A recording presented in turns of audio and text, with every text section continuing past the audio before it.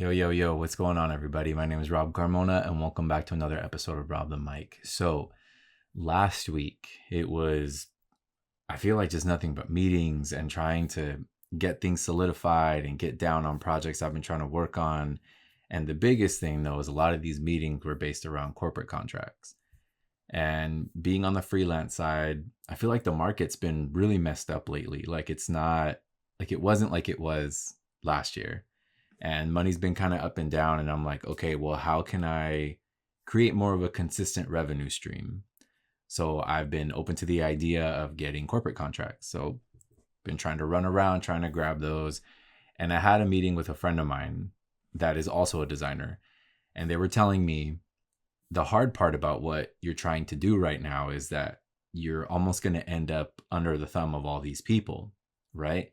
So you need to be careful with trying to find the balance of that, of like trying to work in the corporate environment, but also trying to maintain your schedule, trying to do what you need to do and kind of keep that freelance lifestyle.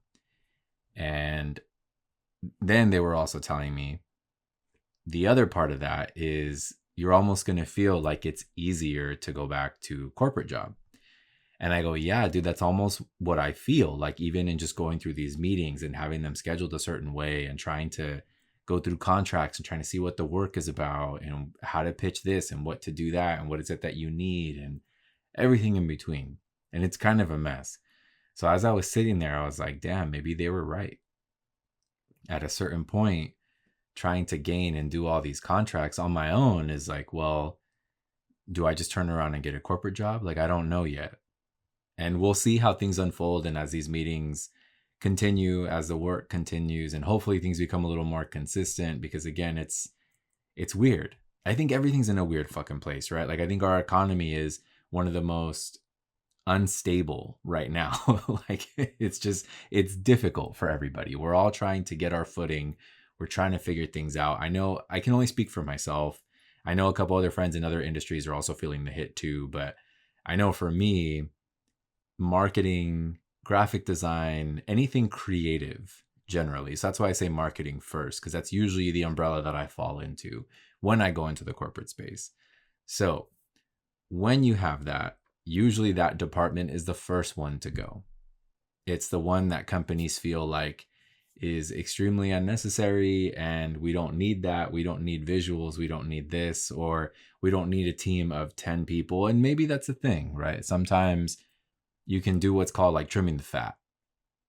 You look at your team, you say, who's who, what's going on, how do we cut this, how do we cut that? And a lot of the times what ends up happening is you end up stripping your teams down to, like, on the creative side, you'll have your directors and senior designers. And it sucks because sometimes when you throw all that weight on the seniors, you have to pick up every single thing, right? So that includes production, that includes just minor work that doesn't really need to happen. But either way, someone's got to do it, right? But again, when these companies kind of strip everything down and they end up with, let's say they had a team of 10 people, right? They had 3 seniors, a director, and then you have 6 people split between like mid and lower level design. When they end up crashing all that shit out, and it's like, oh fuck, I think we crashed a little too hard. Like we trimmed a little too much fat. We cut into the meat. Now we're like, what do we do? How do we do this? Right. So that is some of the issues that I'm running into right now with companies, where it's like now they're trying to hire somebody freelance to kind of pick up a little bit because maybe they trimmed a little bit too much. But I also don't want to put myself in these positions where I'm accepting doing all these contracts and I'm like, fuck, now I bit off more than I can chew. Because things change, right? These contracts aren't just for certain jobs. It can be like for consistent work. And it's like you need to be able to balance and do certain things. And right now, that's what I'm trying to figure out, is how to balance, because I feel like I almost don't have that balance. So I'm as I'm going through the meetings, I'm taking my notes. Once I finish up, I'm like, damn, is this really where I want to be at?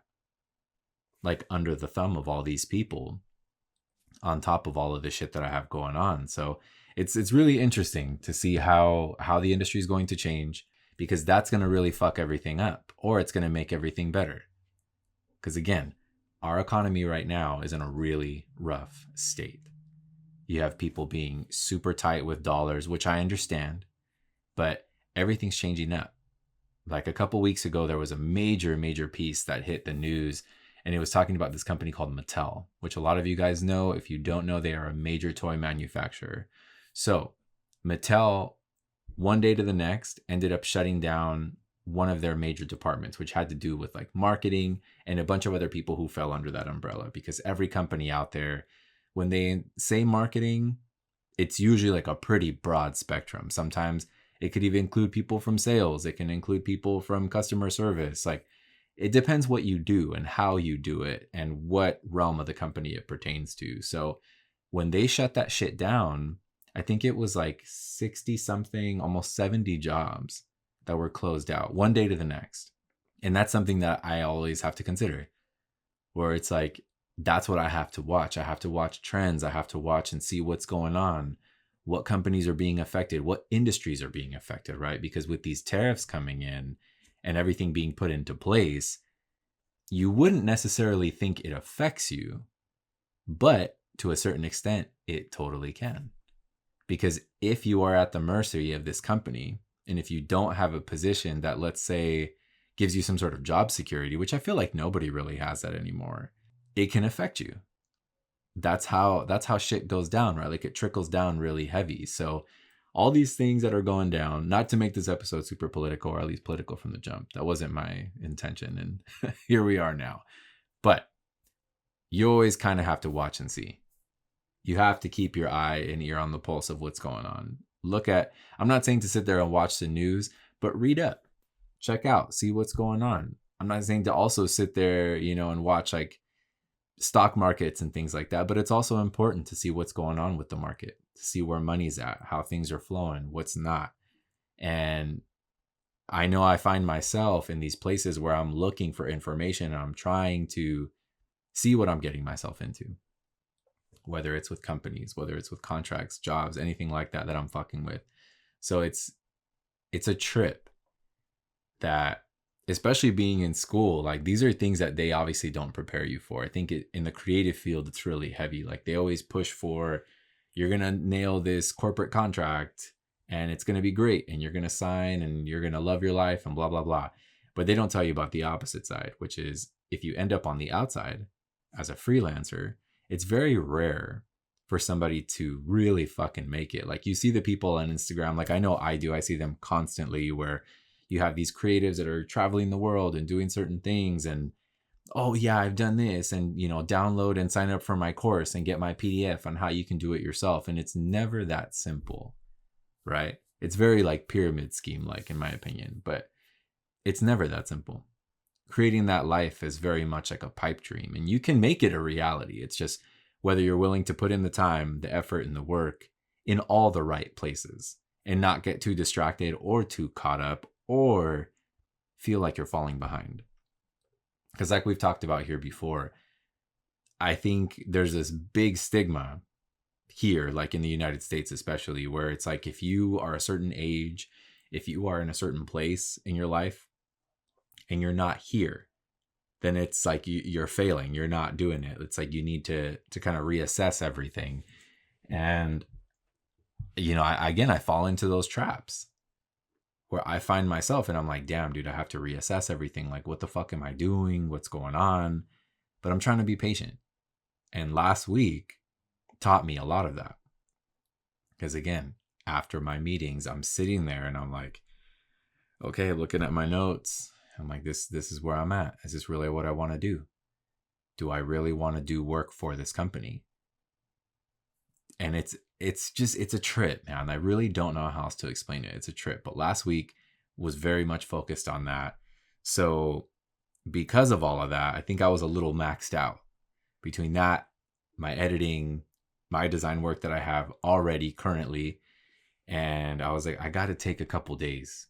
Like, I knew that. I knew probably by this time last week, Thursday for sure, I was already like, dude, I need a couple days. Don't know how I'm going to do it, but I need to do it. So I ended up busting ass, making shit happen.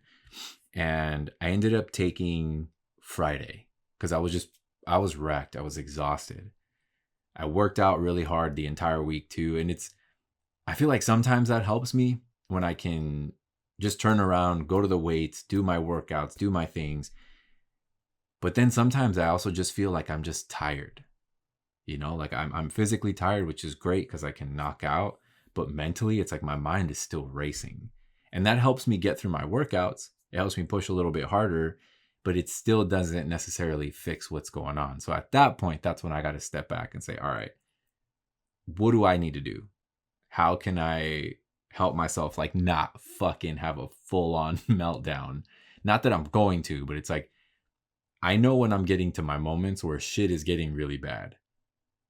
And after a couple weeks, when things just kind of stay that way and you start getting to like that month, 2 month, 3 month, and it's this just repetitive cycle, just batshit crazy, you start to lose it, right? And I was like, I don't want to get there. So I need to be a lot more cognizant of that and say, okay, if I need a day, I can take my day, or I can take my days if I need to.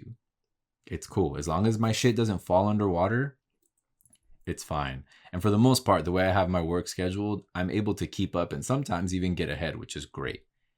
And I try to have my weekends usually start on Fridays, or at least do like half day Fridays and then just roll into the weekend heavy. So Friday, I was able to take the entire day and it was dope.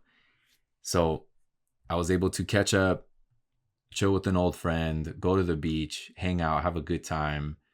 And it was active because right now it's like you have the Grand Prix going on in Long Beach, which is the area that I was in over the weekend.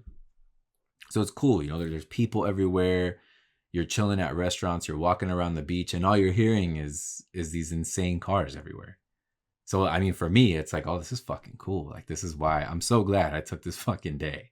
But even then, just to catch up with somebody and chill out, laugh, have a good time, have good food, good company. Like that's what I need, right? And we've talked about that too, where it's like you need to do things that are good for you, that are good for your soul, that make you feel some sort of way. So I'm like, all right, cool. Like that's what's up. That's what this is, right? And the weekend was chill. I got to focus on things just other than work. I got to chill out with Sebastian, work on the Jeep, go with him to a family party, which was cool. Kick back, chill with his cousins, everybody, catch up with people I haven't seen in a while. That was really nice too. And then come Sunday, I also got to kind of take it easy, just clean up, do things around the house. But I was going to be prepping for Monday. So I had to get some of my equipment together, make sure my camera was clean, cards ready, shit all charged up, all my batteries for all my things. And because it was a big day, or at least for me, it was going to be a really big day. So Monday morning, drove my ass out to the valley, to link up with Bams from Genocide, one of my brothers, somebody that I care for deeply. And I'm so fucking thankful for him, like just as a person, one, to have him in my life, two, to have opened up this experience for me. Because if it wasn't for him, I wouldn't have been a part of what was going down on Monday. So he made the decision a couple months ago, technically right after GNRS, that he wanted to redo the car. And he was going to be doing a major rebuild, like down to the metal, complete new color, doing some other body work, doing some things, getting down just in this major creative way on the car.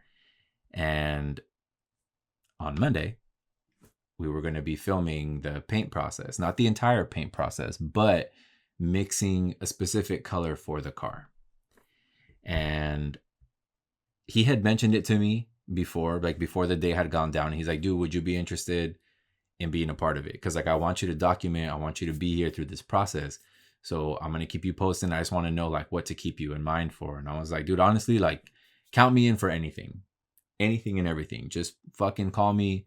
Let me know what's up. Give me at least a couple of days advance and I'll see you and do my best if I can make it happen. So we're able to switch things up, shift shit around. Monday was going to go down. So again, stoked, had all my equipment ready, made shit happen. So as we're driving up, we're chilling out. And where we're heading to is we're going to Santa Paula. And the reason why we're going up there is to meet up with world-renowned model car artist Armando Flores, who is also a close friend of mine. I'm very thankful to be able to say something like that. And he was going to be helping us with this whole process. We were going to be able to watch him get down mix things, and also paint out some samples just to see if like, okay, this is what we're trying to go for, this is what we're trying to do. And it was fucking sick. He had been asking me like, hey dude, like, I want you to come out here, I want you to come out here. And it's been rough trying to line schedules up and make things happen, because on the weekends, for the most part, that's usually when I work. And during the week, yeah, I can get out there, but that's also a toss up too, because usually I'm really getting down on projects. You know, like my Mondays are usually Mondays, if you know what I mean. So Mondays, Tuesdays, Wednesdays are packed up. Thursdays, depending on how the day goes, sometimes I can split it. Fridays, I try to have them off, but again, it's really tough. Try is the key word. But I knew I had to make this happen.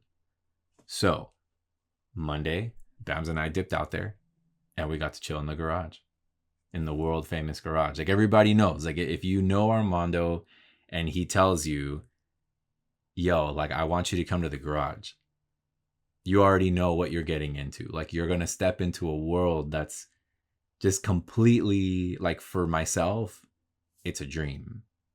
It's a world of history. It's a world of something that just encapsulates everything that you want it to be. Right? You have Armando, you have his car, which is already legendary, part of a legendary club. And so that's one thing, right? And then you're getting to see all of these model cars throughout his garage that he's built to scale, right? Where it's like paying tribute to all these cars from all over the world. Here, Japan, and it's fucking nuts. Because you're seeing these scale pieces and you're like, damn, dude, like if you know the actual car that these models are being made from, you understand the value of that. And you know how hard it is to replicate these techniques and do these sorts of things like acid drops and lacing and airbrushing and pattern, all of it. Because if you put these models next to the actual cars, you're like, it's the same fucking thing. It's the same thing. Like down to the wheels, the tires, the fitment, everything. Everything is dialed a certain way. And that's what he does it for. Like he does it like to pay tribute because it's something that he loves. It's something that he cares for. And everybody who has seen his work knows and understands that. Like a couple months ago, I had mentioned it to you guys that he was doing a presentation at the Metaspace off of Sunset. And I had taken Albert and Yessie with me. And they got to see his work. They got to see it firsthand. And they're like, dude, this is crazy. You know how he makes like a replica of Whittier Boulevard and puts the cars on there. And you're like, damn, dude, if you've ever been to Whittier Boulevard, you know what shit looks like. You know what the sign looks like. You know what the shops look like. Like you see the stores and it's all like that to scale. And again, if you know some of these cars, which Albert has had the opportunity to see some of these guys, like especially if I take him to shows with me or being at Moon Eyes or something like that, he knows. And he's like, oh my God, this is so-and-so's car. And I'm like, yeah, that's a trip, right? Like you've seen the actual car and now you're looking at it to a scale model. So seeing all these pieces around was amazing. Like it really was. And all of this, it led me into just kind of thinking about shit, right? Like why you do what you do. And like sometimes you end up in these places that can be kind of terrifying, but you put yourself there because it's going to pay off. And the reason why I say terrifying is because I think when you're building a car and you're building a car like of this magnitude, like what Bams is doing right now, it's terrifying. Down to bare metal, trying to get certain techniques, trying to do certain things, certain work, especially when it comes to paint. It's like, fuck, man, like what am I doing? Is this going to turn out right? It's a major investment, not just from a financial standpoint, right? Like you're talking about emotional, you're talking about mental, you're talking about physical, because you're running and getting parts, you're doing this, you're doing that, you're trying to make sure everything is good. And you're basically, you're just running this whole chapter and you're trying to make sure that everything works out, right? Like it's not like, and no offense to people who do this, but it's not like a Gas Monkey Garage type situation where you're pulling up to fucking Richard Rawlings and saying, hey dude, I got 150 grand. I need you to build me whatever the fuck this is. And you show up with whatever car or truck and you're like, this is what I got. Do something with it. I don't know. I want it to be this color, kind of, or I don't know, just figure it out. Here's the money, go. And then you disappear for a couple months. Like, this is a polar opposite of that, where it's like all of the investment in every way, shape, and form is coming from him. And I see it. Like, I've seen that kind of stress. I've seen that level of intensity before, because I mean, I've been building cars since I was a kid. And it's wild to document that process and to see it. But it also got me thinking. And I had read these things and I saved them. And I don't know why I thought of them necessarily, but it'll probably make sense as I'm explaining and going over the rest of what was going down on Monday. But one of the things was this: sometimes life is about risking everything for a dream nobody can see but you. And also, don't let fear be the reason why you settle for a life you don't love.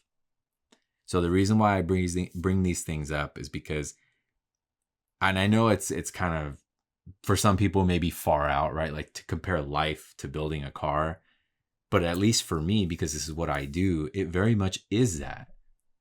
Sometimes you do risk everything, but it's because you see something in it. You see a vision for that. And you're like, I know I can make this shit work. I know I can make it happen. Why wouldn't I put it all on the line? Like, it's not about anybody else's approval. It's not about me trying to do this to please people or whatever the fuck. Like, I have a vision for this piece, for this thing, the same way that we all have visions about our life. And it doesn't matter if anybody else sees it. You're going to run for the fucking hills. You're going to make it happen, because you know at the peak, it's what you want. And you also can't be afraid of that. And I think at a certain point, when you let fear become the reason why you don't do something, you'll never let yourself live it down. Because right at that gate, right? Like that gate of fear, if you were to cross that, put yourself in like uncharted territories, it's just dark. You have nothing. But you know that there's something on the other side of that. If you don't cross that and you stay in your comfort zone and you just kind of let that fence be your binder, like, okay, you might be fine. You might be fine. Life might be okay. But do you want to settle for something being okay, or do you want it to be something that you love? Right? It's fucking terrifying. I get that. I know it's easy for me to sit in front of a camera and say shit like that. But I've been in those situations also, where it's like, okay, it's just on the other side of this thing, and I know it's going to be worth it. And I feel it, and I've experienced it in so many different ways, like in adventure type shit. Like, you get out there and you're like, well, that shit's terrifying, but I know if we get past it, it's going to be worth it. And it's like, for me, like, I see that a lot, like with wheeling, right? Like, we see certain obstacles, we see certain things, and it's like, wait, we're supposed to go where? How? We're supposed to get up that shit? And you're going to do what? Like, all right, well, I guess we can just do the bypass, or sometimes you also don't have an option. And that's kind of what I love about wheeling. Sometimes you don't have an option. And even if you're terrified, even if you're scared, even if you're just fucking losing it about it, and you're like, I don't think this is a good idea, sometimes you just have to push through, because it's your only option. You literally can't turn back. And when you get past it and you're at this peak and you see these things and you're in this certain part of nature, you're like, oh shit, this is why people do this. This is why you put yourself in between a rock and a hard place, so that you can get somewhere, because it's not meant for everybody. Not everybody is going to sit there and attempt it. And even when they tell you, like, dude, you can't turn back, sometimes people will figure out a way, because they're just like, I'm not doing that. I'm not going to make that happen. And building cars can be that way too, where it's super easy to stay in your comfort zone. It's super easy to say, okay, well, you know what? I know this. I'm comfortable with this. This is going to be fine. It's all going to work out. And at a certain point, you also have to realize, when you're this far in and you're so deep, you have to just fucking do it, because nobody else is going to make it happen. And you're never going to be as happy as you are until you make that fucking leap. And this is that for Bams, where he had been thinking about it for a while. And then right after GNRS was like, fucking pull a trigger. Why? Because it's that time. He needs to do it for himself, for what he wants out of the culture, what he's trying to create for himself. right? This legacy piece that means something to the scene. It means something to him, ultimately, to his family, to his club, but it's for him. Like, it's to make a mark and to do something about it. And there's something so special about that moment when you do shit, right? Because it's like, as long as you're happy and you're stoked on how shit's coming out, like, it doesn't fucking matter, dude. And it's sad because I know so many people that build the opposite of that, where they build what people want, where it's like they're posting on IG like, yo, what do you guys think I should do? Should I do this or this? And you're letting the world make the decisions for you. And it's like, well, like, is that really what life is about, though? That's why I compare life to building cars. It's like, you want somebody else to tell you how to build that shit? You wouldn't let somebody tell you how to build your life. And some people do, right? Sometimes you fall into it, whether it's like your family, could be your partner, could be your friends. Like, I don't know, anybody could influence you. But that's not what you wanted. That's not how you become happy. And I know I've mentioned this to you guys before, but let's say from a career standpoint, like, I have a cousin, family wanted him to go to medical school, and he went through it, did the whole fucking thing. It was like a little over 10 years or 10 years, became a doctor, and then completely walked away. Went, gave the diploma to his parents, well, to his mom, and was like, hey, this is for you. Cool. You're welcome. Okay, bye. And then ended up going into construction and architecture because that's what he wanted to do. And a lot of people, like, in the family that saw that, they were like, oh my God, how could he do that? And I looked at it and I'm like, that's the most inspiring shit ever. Because it's like, okay, well, I'm going to do this for you. Cool. If this is what's going to make you happy, run it up. And this doesn't fucking do shit for me. And I did enough. I sacrificed enough. I did this shit for you. I'm going to go do the rest for me. And I see that with this, where it's like, okay, this is for me. And I even called Bams yesterday after the fact. And I was like, yo, I want you to remember something. At the end of the fucking day, dude, this is your car. You do whatever the fuck you want to do to it. You want to turn that bitch upside down and go the complete polar opposite of color and do this fucking shit and do that and fucking everything and whatever. You want to light the fucking thing on fire, you can. It's your prerogative. Because this is your build. It's for nobody else. And everybody's quick to throw in their opinions and put in their 2 cents. And it's like, nobody fucking asked you, dude. You know? And I get to a certain point, maybe you did. Maybe you did ask for their opinion, right? Maybe you asked for their 2 cents. But people want to put in 10 cents. Then they want to put in 50 cents. And then it's $1. And you're like, well, hold on. I asked you for fucking 2 cents. That's it. I said, what do you think about this or this? I didn't ask you to break down the whole shit. And then when I make my decisions, don't get mad because I was just asking for your opinion on something. But it's rough when you have, let's say, 10 fucking people trying to be like, hey, this, and this. Because I know what that's like. Like, I've done that. I've built cars like that with homies. And I've gone through that shit for years, especially in the club aspect, where you have certain members telling you one thing. You have other guys telling you this. You have your closer friends telling you this. You have other people telling you that. And it's like, okay, hold on. I know what I need to do. And I was like, and you know the people that you need to listen to and take their opinions and really say, okay, yeah. This one, I can fuck with that. This one, I fuck with that. And I see what you're doing. Because there's certain people that will have your best interest at heart. They're not just guiding you and telling you one thing because they want to see it go a certain way. Like, some people really want to see you win. That's why, especially for myself, Albert and I always have very successful builds, which is rad because he sees the vision. He knows what I'm trying to do and he supports it, as crazy as it may be. Like the Q, for example. I remember telling him when I had the car in the garage, I was like, hey, dude, I want to build the wheels like this. We're going to go for this stance. We're going to do this, and the third. He's like, fuck, dude. That's pretty fucking ambitious. And I was like, yeah, it is. But I was like, I know we can do it. I know out of anybody out there, we are the ones that can do it. And we made it happen. It took time. It took energy. It took tears. Like, I was losing my goddamn mind building that car. I'll never forget that. Those couple days where mainly shit came together. I'll never forget that shit in my life. Like, I was having a mental breakdown in his fucking office, just laying on the carpet, looking up. And I'm like, just in tears, like losing my fucking mind. Basically, no sleep, just again, losing my shit. But I had the right person there. And Bams is fortunate enough to have the right people around him. Not saying that I'm one of them, but it's an honor to be a part of the process. But he has his boys, his certain club brothers that he knows to include in the process, because they are the ones that are going to guide him in the right way. And they're going to say, okay, hey, you know what? This is what you want. Let me help you get there.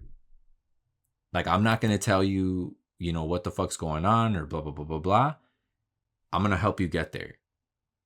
And he's fortunate to be in that position. And again, watching it, like, it's dope to see that he has the right support from the right people, right?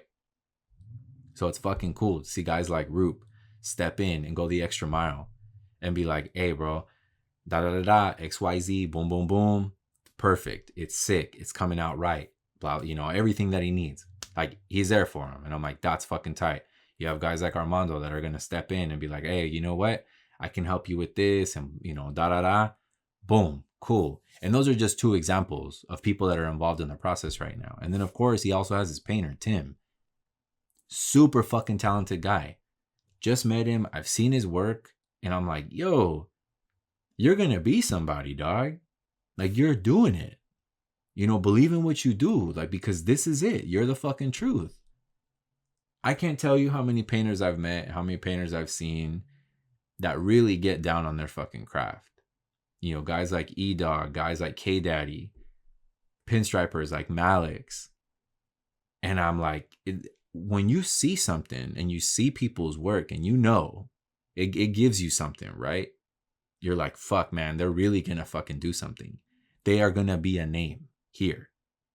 And it's because of what they do. They love what they do, and you can tell. And this kid is the same fucking way. He knows what he's doing. He loves what he does. I can see it. There's this passion for it.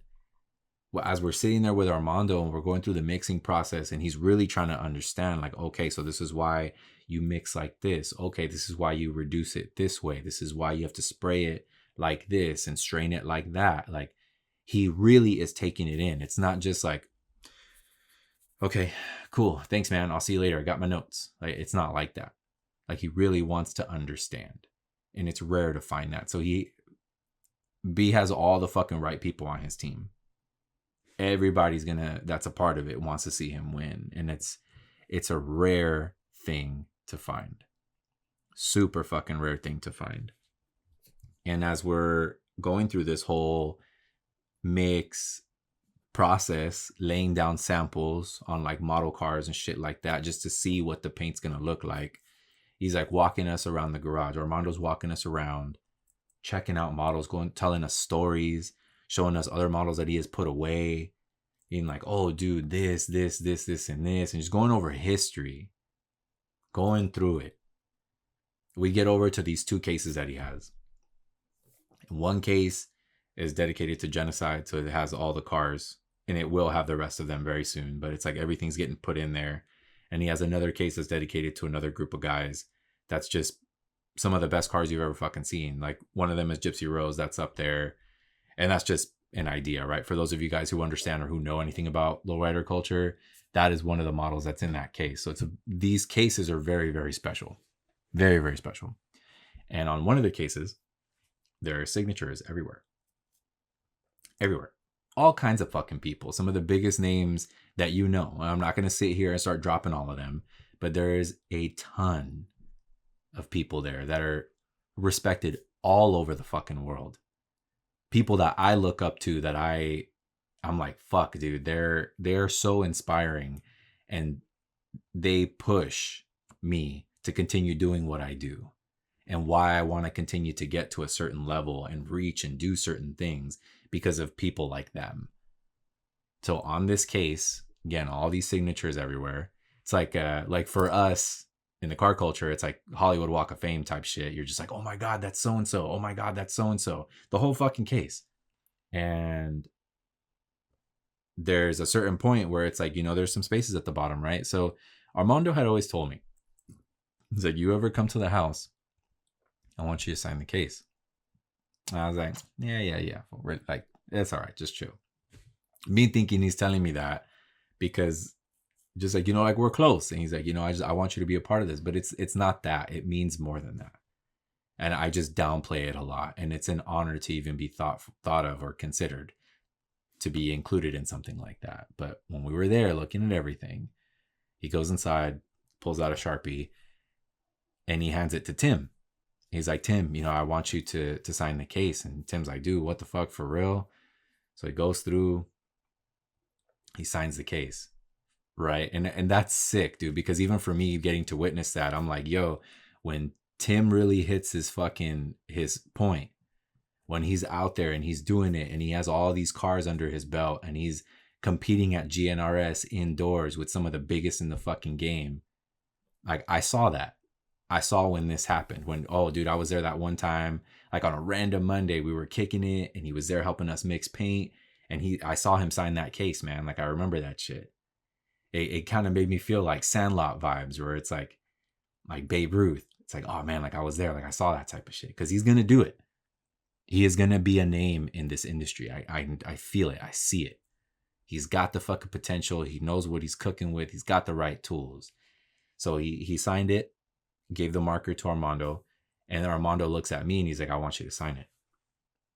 And I was like, fuck. I was like, for real? He's like, yeah. Just like, I don't care where you want to sign it. Just find a place that calls out to you and sign it. So I see all these fucking people, and I'm just like, damn, dude, this is going to be forever, So I go, I find my little spot, and it was perfect. It was perfect. It was right by Bam's. And I was just like, you know what? Cool. Slammed it right there. It was the first time I've ever signed something like that in my life. And it was sick because it's like, I know he and I connected through Rob the Mic. And even one step further with Waxer's passing, that's what brought him to Rob the Mic.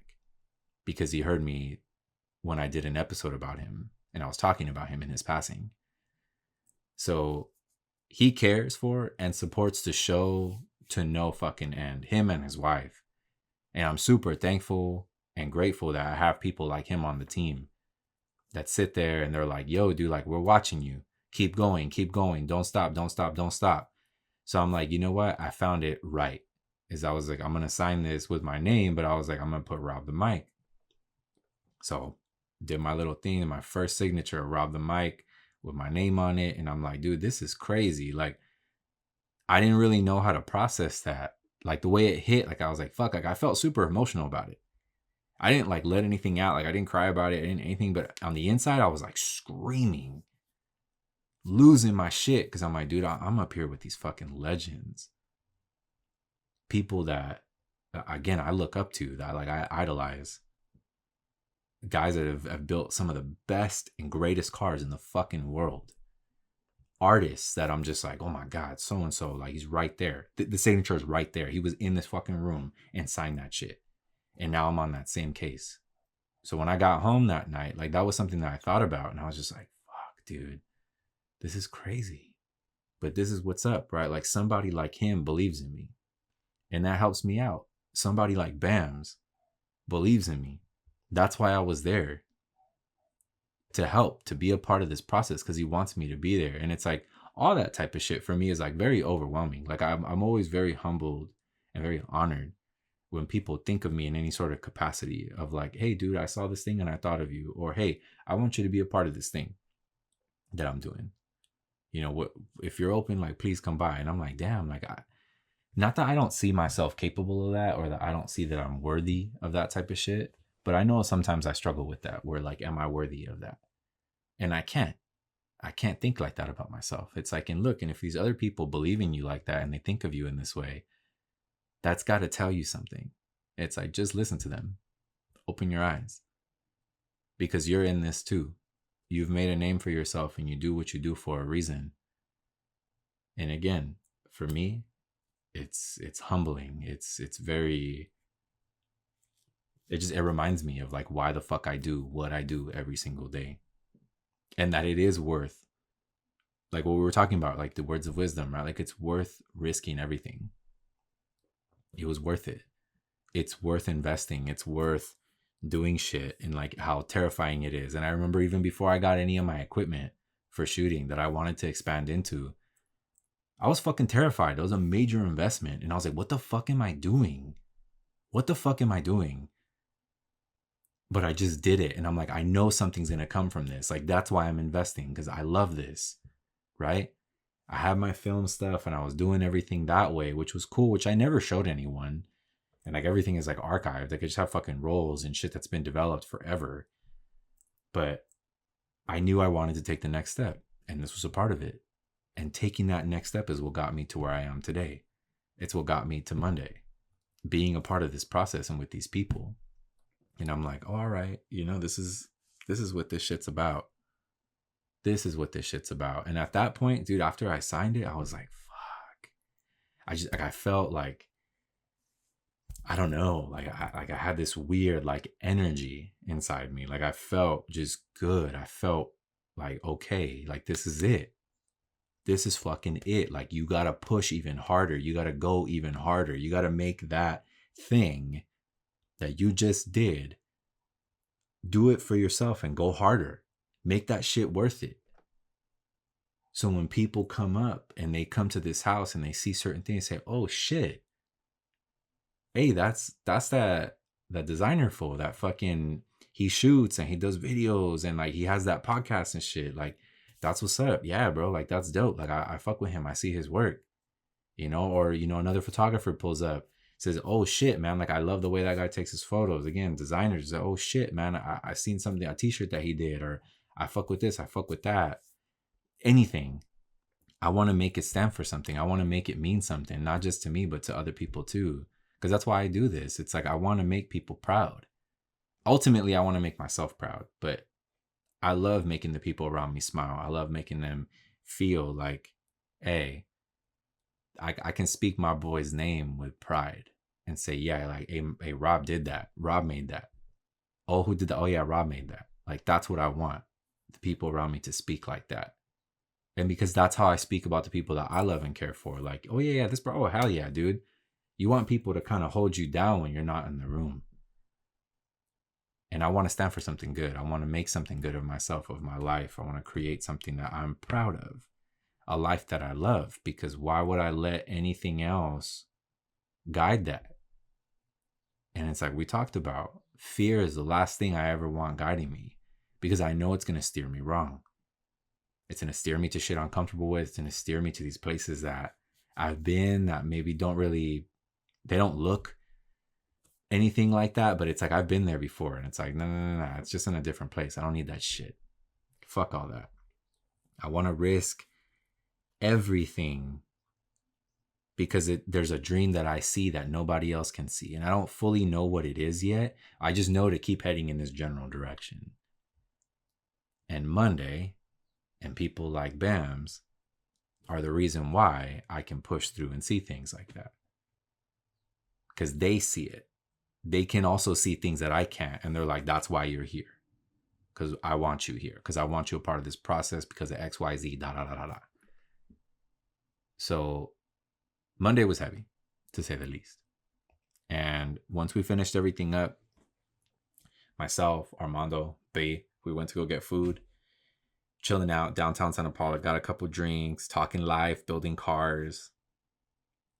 And it's like, fuck, man. Like, this is crazy. Just this life, right?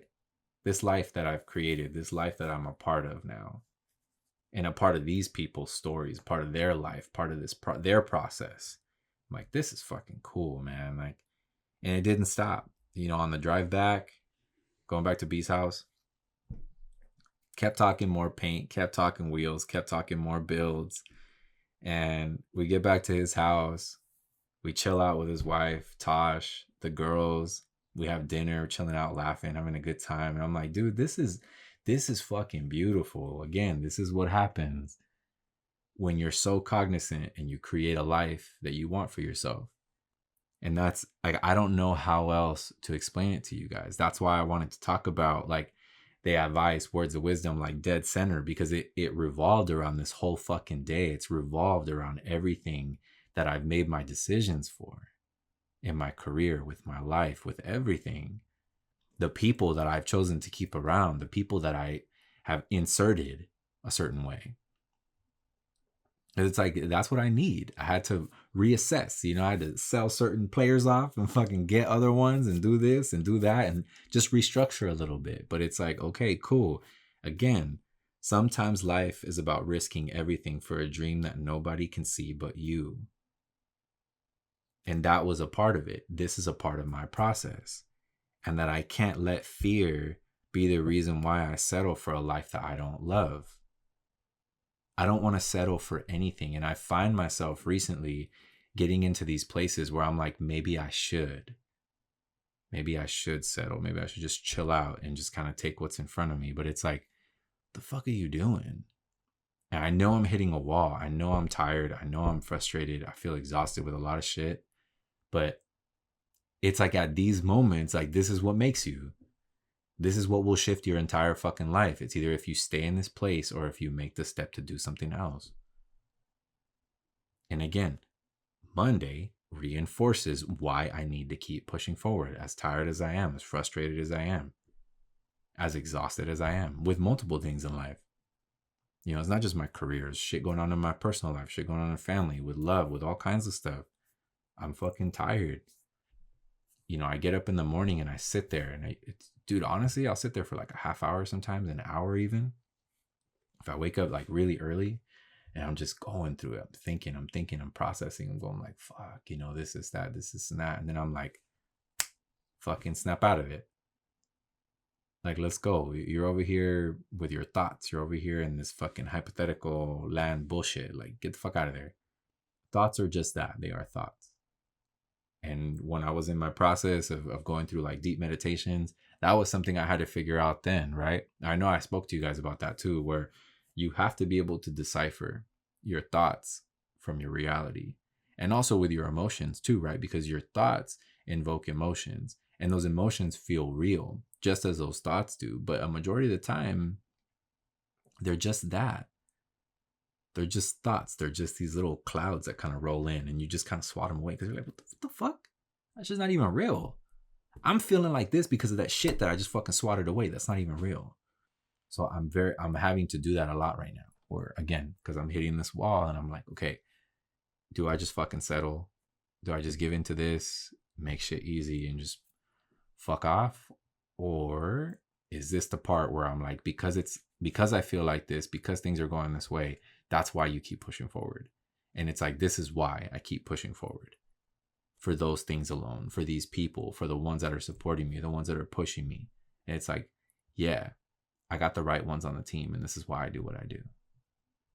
So Monday was a very, I'm not going to say transformative, but it was a very impactful day. It was an impactful experience on multiple levels. I learned things about people. I learned things about the industry. I learned things about just process, seeing other people's creative process, listening to how certain things were said, all of that. Like I learned so much that day. And like, not that I feel different, but I think a part of me kind of does. Like Monday, at least for right now, like in this week, in this time frame, like it's changed me a little bit. It got me thinking in a good way, where I'm just like, okay, all right, this is it. So what am I going to do with that? I got my notes, I got my shit, I got everything I needed. And I just got to keep taking my steps, keep making my moves. And that's it. Because that's all I got. That's all I fucking got. I still have my life. I wake up. I'm breathing. And that's enough. It's enough to be thankful for. It's enough to be like, all right, cool. I got what I need. Waking up, I'm breathing. I got what I need. Keep it pushing. Keep editing. Keep designing. Keep, going through these meetings. Keep trying to make this. Keep trying to make moves here. Go there. Connect here. And I'm not stopping anytime soon. That's not a part of the plan, right? It's not in the fucking zone right now. It's not in my path. Slowing down, fucking off, whatever is not a part of it. Like I'm trying to do other shit. And it's exciting because there's big things that are coming up, like even in the next couple weeks that are cool to like watch the homies get into, watch certain things. I got a track day coming up in a week or so. Super fucking stoked about that. I get to watch my boy hammer down out there and fucking leave it all out there. And it's like, cool, that's fucking exciting. Got events coming up that I plan my years around. That I'm like, okay, on this fucking day, nothing happens because I got this going on, and it's cool. I got a lot of good shit to look forward to. So I'm stoked, so we'll see what happens. But I hope you guys were able to take something from today's episode. I hope it was just anything to you guys. I hope it was some like inspirational. I hope maybe it just gave you something to listen to. I don't know. I appreciate you guys for taking your time, your love, your energy, putting it into the show, watching it, hearing it, however it is that you take in the cast. Like, I appreciate you guys. I know I thank you every week, and I'm going to fucking continue to do that because it's a part of the game. That's, again, I'm very thankful, because without you guys, I would just be sitting here once again by my damn self talking to a camera. So I appreciate you guys. Thank you. Thank you. Thank you from the bottom of my heart. And I hope you guys have a beautiful rest of your week, an incredible weekend ahead. And I will catch you guys on the next one.